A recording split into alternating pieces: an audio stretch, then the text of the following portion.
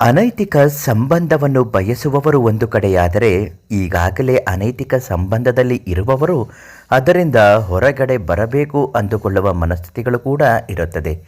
ಈ ಕೊಡುವುದು ತಗೊಳ್ಳುವುದು ಎನ್ನುವ ಮಾತಿನ ಹಾಗೆ ಬಿಡುವುದಕ್ಕೂ ಆಗದೆ ಇಡುವುದಕ್ಕೂ ಆಗದೆ ಮಧ್ಯದಲ್ಲಿ ಇರುವವರ ಪರಿಸ್ಥಿತಿ ಹೇಳತಿರಲಾರದು.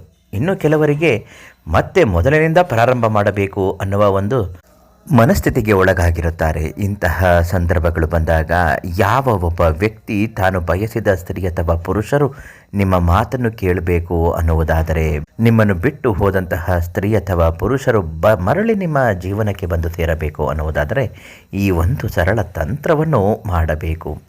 ಅದು ಹೇಗೆ ಅಂತ ಪಂಡಿತ್ ಶಿವಾನಂದ ಗುರುಗಳು ತಿಳಿಸಿಕೊಟ್ಟಿರುವ ಹಾಗೆ ಈ ಒಂದು ಪರಿಹಾರ 30 ನಿಂಬೆಹಣ್ಣನ್ನು ತೆಗೆದುಕೊಳ್ಳಬೇಕು. ಒಂದೊಂದು ನಿಂಬೆಹಣ್ಣಿನ ಮೇಲೂ ಕೂಡ ಆಕೆಯ ಹೆಸರನ್ನು ಅಥವಾ ಆತನ ಹೆಸರನ್ನು ಬರೆದುಕೊಳ್ಳಬೇಕು.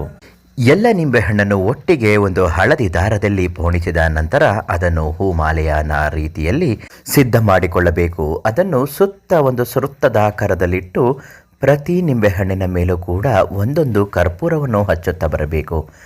ಮಧ್ಯಭಾಗದಲ್ಲಿ ನೀವು ಕುಳಿತುಕೊಂಡು ಇದನ್ನು ಹೇಳಬೇಕು: ನಾನು ಇಷ್ಟಪಡುವಂತಹ ಸ್ತ್ರೀ ಅಥವಾ ಪುರುಷರು ನಾನು ಹೇಳಿದ ಹಾಗೆ ನನ್ನ ಮಾತನ್ನು ಕೇಳುವಂತಾಗಬೇಕು. ಅಥವಾ ನೀವೇನಾದರೂ ಈಗಾಗಲೇ ಅನೈತಿಕ ಸಂಬಂಧದಲ್ಲಿದ್ದರೆ ಅದು ಸಂಪೂರ್ಣವಾಗಿ ಕಳೆದು ಹೋಗಬೇಕು ಅಂತ ಹೇಳಿಕೊಂಡು ಆ ನಿಂಬೆಹಣ್ಣಿನ ಮಾಲೆಯನ್ನು ಪಾಳು ಬಾವಿಗೆ ಹಾಕಬೇಕು. ನೀರಿಲ್ಲದ ಬಾವಿ, ಪಾಳು ಬಾವಿಗೆ ಹಾಕಿಬಿಡಬೇಕು. ಈ ರೀತಿ ಮಾಡಿ ನೀವು ಅಂದುಕೊಂಡದ್ದೆಲ್ಲವೂ ಆಗುತ್ತೆ.